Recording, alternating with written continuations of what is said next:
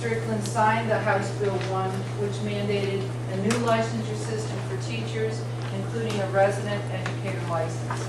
In the governor's plan, the ODE will develop a resident educator program which will begin January 2011. So January of 2011 is when all of this begins. Why it begins in the middle of the school year, I don't really know, but in January 2011, that's what we will see. These are the new licensure systems for Ohio's teachers that will begin in 2011. The first license will be the 2-year, what was a provisional will be the resident. And then we'll have the professional educator, and then we'll have the senior professional educator, and then the lead professional educator. The resident educator license, that 2-year one, will be issued to an individual who graduates from an accredited teacher ed program, and the license also provides for coaching, mentoring, and guidance, and a successful completion of that program leads to the next tier, which is the professional educator license. That's the first 4-year license. Is that in here? No, we're getting to that. I have 2 more slides and we're going to look at that. During this interim period, which is where we are right now, between July 2009 and January 2011, we're going into a transition plan, which is going to allow teachers who hold a 2-year provisional license to advance to a 5-year professional license without a Praxis 3 assessment. And it's going to be based on however the school wants to do it, and it concerns me a great deal. It could be done any way you want. Now, we do know that nearly 100% of candidates pass the Praxis 3, and they wanted to change that. Now, the communication documents, that's what you have right in front of you, that Marty just gave you. First of all, the first one on the front answers the question about why is Ohio building a new system for beginning teachers. That's the first page. And it covers pretty much the research that I just shared with you. It's a nice information sheet that you can share with your colleagues. All right. Now, the second sheet in here is a fact sheet about the transition. It's fact sheet number 1. It's the information about the transition period between 2009 and 2011 when the resident license goes into effect. And you can see who's eligible for this, and the advancement on the right-hand side, the last set of 3 bullets. Advancement to a 5-year professional license will require evidence of successful completion of a year-long program of mentoring and support. So every district, as you now know, the State Department has a website and it lists every new teacher hired in the state of Ohio. When new teachers are hired in any district, the district has to show evidence that they have a mentoring plan. So they just are going to have to, all they have to do is check off, yes, they went through mentoring sometime in the spring of the first year. The second bullet says that they have to show growth of skills and knowledge based on Ohio standards for the teaching profession. Those standards that are listed on this green sheet as measured through formative assessments. So right now, mentors in the state of Ohio are going through 2-day workshops. And during the 2-day workshops, mentors are given a couple of pieces of paper to show, and some training to show how they can do some formative assessments. And I'll show you some of those here in just a second. But they're doing it down and dirty, just quickly training mentors, showing them how to go in and script teachers, how to give them feedback on their teaching, how to do a log for their teaching and do some goal setting.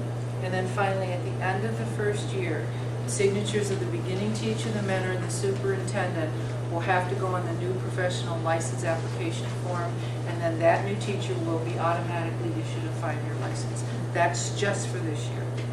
Questions about that? Yes? You were saying that the new teachers have to have a mentoring program, and then Yes. the schools have to check something that they've had it. Do they have to show proof or some documentation, or? The only documentation is a form that we just sign off on saying, yes, we have a mentor program. And see, that's the problem. It just could be any kind of, from a very highly structured to just a shabby kind of, welcome to school, here's a coffee cup. All right. Yes. Did you have a question? Okay. Fact sheet number 2 is about the development of the resident educator program. And this is what will start taking place in January of 2011. So you will see on the left side the 7 bullets tell you that, first of all, every new teacher will be mentored by teachers who hold a lead professional educator license. They'll be counseled to ensure that program participants receive needed professional development.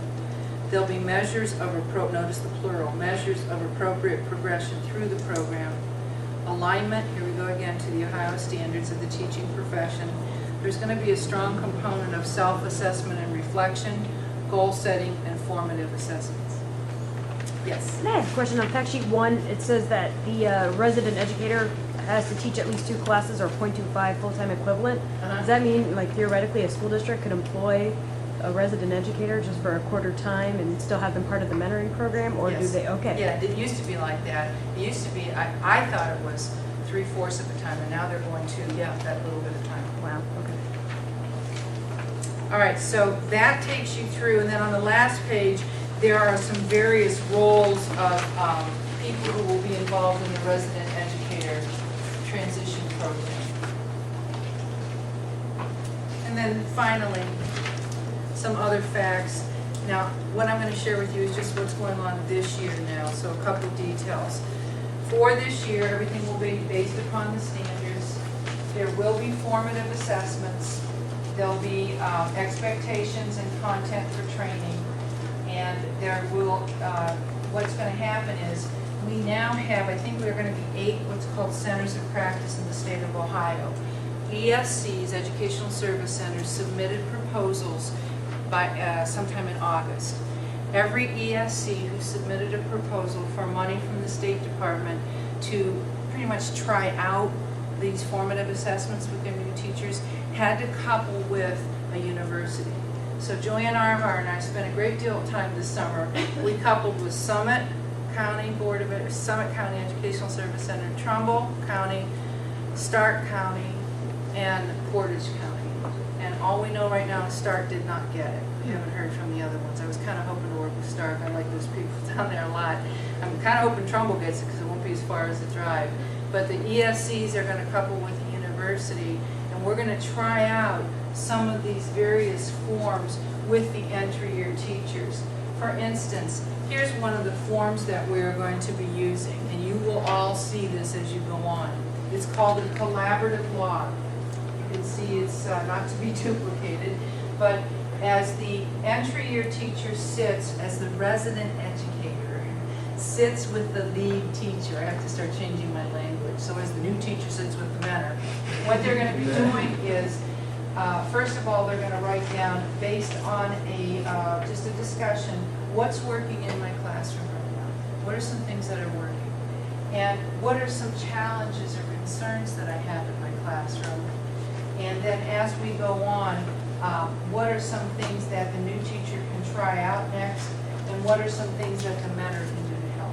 So we're going to have logs like this and other kinds of formative assessments. The mentor or lead teacher will be highly encouraged to work closely with the administrators. So it's not going to be 2 separate things where the mentor can actually sit with the administrator and say, not so much that we have to get over this fear of, if I share with you my concerns as a new teacher, you're going to think I'm not any good. We have to get over that, and it's going to be the lead teacher or the mentor's responsibility to be able to sit down with the new teacher and the administrator and say, let's take a look at some of these concerns and what are some things that she's doing to address these concerns.